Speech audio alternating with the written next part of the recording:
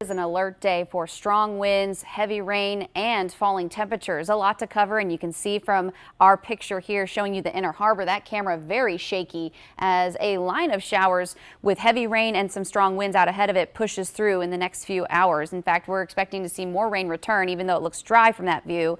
We're still expecting another batch here before the morning is out. And that alert day icon will be up through the rest of today, through the afternoon and early evening hours, and then we'll go towards a more impactful weather kind of situation after 7 o'clock, as it will be much colder tonight. So if you have plans to be outside this evening, make sure you grab that heavier coat. Obviously right now you don't need a thicker jacket because we're seeing temperatures in the 50s and some spots already touching 60 at this hour. The wind will be elevated all day long. In fact, it could get even stronger. We could see gusts as high as 45 or 50 miles per hour in a few localized spots, and also some heavy rain that'll push on through as well. So here we go with our satellite and radar. You can see the widespread rain that continues to fill in towards the eastern shore, going to gradually taper off to the north and east, but we're still waiting for another band of showers to come through here again with another few hours. And we'll watch very closely the leading edge of this line of showers that is producing heavy rain as well, and seeing if there's any rotation in it. Doesn't seem to be the case right now, so no issues with that, but I think we are definitely going to have those strong winds pass on by here in the Baltimore area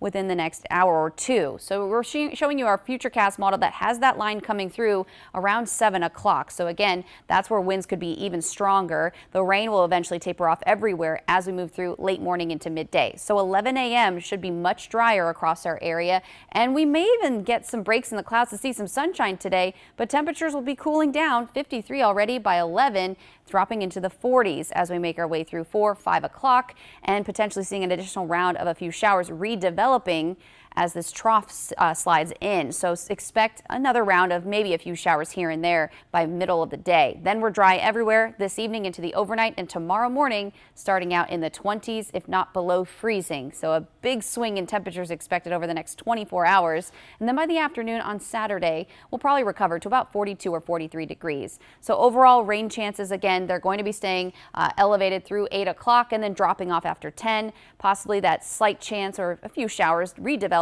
between 1 and 3 o'clock this afternoon. Afterwards, it should be much drier. And to break down those wind gusts for you today, again, during the peak of the afternoon, we could see those gusts get as high as 45, maybe 50 miles per hour. Overall, your forecast this afternoon calls for temperatures that, while this 58 is happening right now, we're not going to be in the upper 50s later on this afternoon. We'll probably be in the 30s and 40s, and then bottoming out to the 20s overnight. So 26, that's expected as you wake up on Saturday morning. Here's your 7-day forecast, though.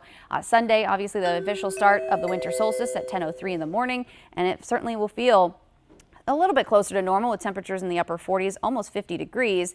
Another front slides in Sunday night, but it's going to just bring us some cold air, highs in the upper 30s by next Monday.